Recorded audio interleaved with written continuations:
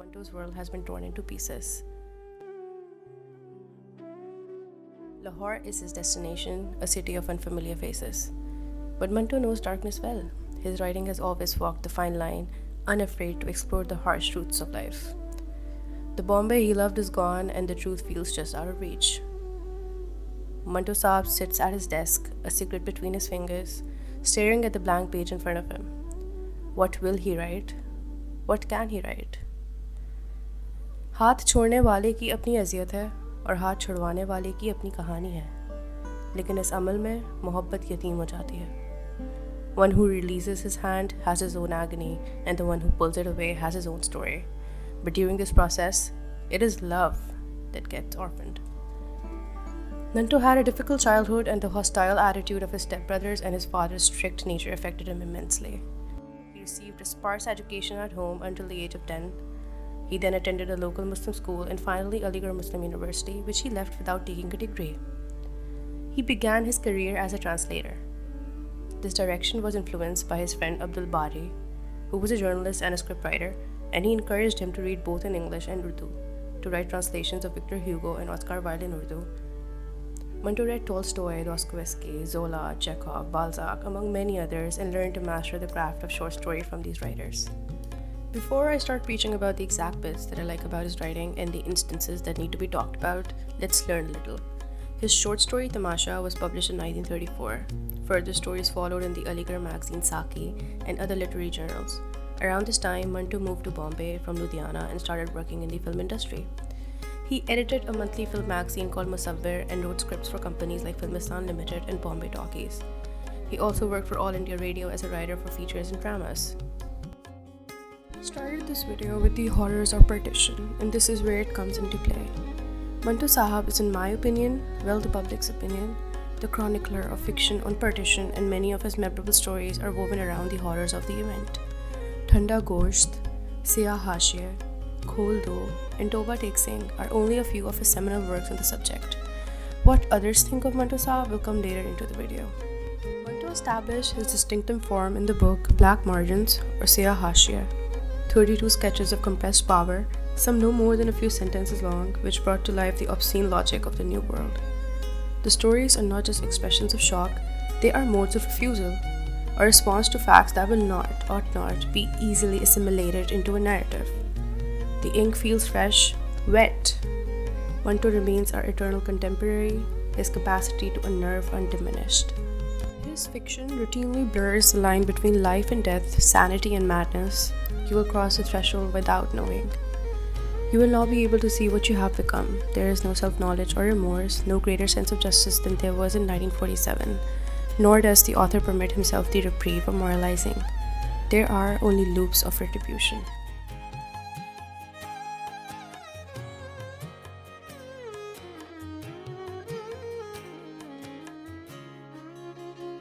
And it is possible that Saadat Hasan dies, but Manto remains alive. These were his words, and they have proved to be true over the years. 2025 will mark the 70th death anniversary of one of the most controversial writers of his era.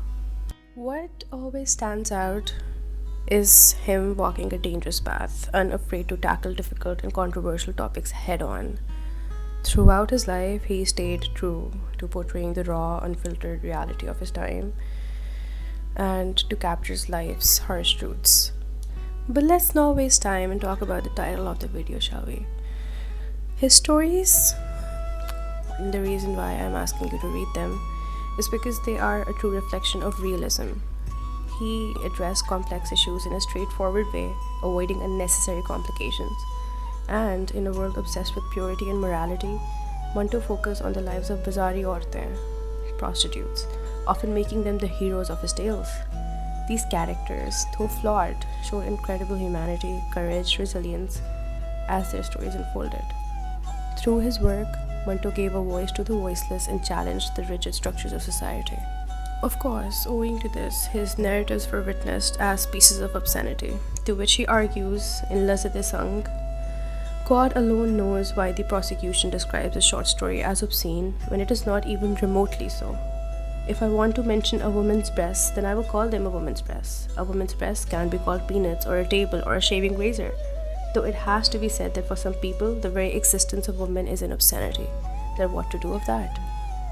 Manto never understood the exactness of this word, obscenity, and he sounded as natural as one can be when diving deep in the currents of oceans. His fumigation through his naked tales of the stereotypical society, the woman's sluthood, enlightens the spirit of manism through deeds of free will.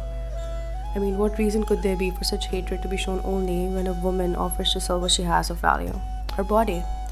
And a woman who honestly puts her wares on display and sells them without an intention to cheat. Is such a woman now virtuous? Saadat Hassan Manto was a luminary who never let his reader's eye fulgurating with sham fantasy. However, limited the caustic practicality with his pitiless stories unmasking the grave crisis of women at splitting times. The so-called obscenity that even my grandmother spoke of was, in truth, just a raw, unfiltered reality. And that some people, I think many people, find hard to accept because no one likes a messenger who tells it like it is, right? When people talk about his work, his life, they often focus on his stories about partition, mostly. But for me, what truly sets him apart is something deeper. No male South Asian writer has ever understood or respected women the way Manto Saab did. Reading Kholdo made me feel seen, heard, understood, and for the first time I realized the importance of exposing society's flaws with honesty so others could learn from them perhaps. I mean, when you have awareness, sensitivity, open eyes, writing becomes a responsibility. That is what inspired me. Manto Sahab wasn't just the greatest observer of society and its complexities, he was also the one who pushed me to pick up my pen and write. The historian Aisha Jalal describes Manto as a rebel, and she states that his primary interest was to expose the deception and hypocrisy in a society. Manto desired that a society should be able to see its own face, whether it be through his writings, his stories that address prostitution, ask searing questions about the society's responsibility towards individuals who were products of the society. His partition stories ask salient questions about humanity and conscience. The characters in his stories came out of the ordinary and often the emotional ruins of the society. The pimp, the street bully, the prostitute. He wrote about religious bigotry, and his stories, both on partition and prostitutes, had a riveting political and social relevance. Manto Saab faced half a dozen, maybe more, charges of obscenity, 3 of which occurred before partition and 3 after he moved to Pakistan. Of these, the court found only 2 stories in which he had transgressed the law and was liable to punishment. The stories for which he was charged and tried for obscenity included Dhua, Boob, Kali Shalwar, Kholdo, Thanda Gosht, and Upar Niche, and Darmiya. What will always set Manto Saab apart is that his stories were based on untouched subjects, and his apt analysis of human behavior changed the course of Urdu literature. His stories showcased the moral decay of the society and took off the masks of prejudice, hypocrisy, dishonesty, and falsehood. Saadat Hassan Manto took his readers on a voyage into the world of pimps, prostitutes, wives, and debauchees, and he shared the sorrow of this abandoned section of society, and with his extraordinary skills was able to universalize these subjects. I am not going to go into the details of the stories any longer. I feel there needs to be a hint of mystery, curiosity. Manto Saab was vocal about social justice and advocated the equal treatment of women in our society. Today, even after over 7 decades of his death, his work seems so modern and admissible. The characters are largely relatable with the people we come across daily, and his genius lies in the fact that with each passing day, his work seems more and more relevant.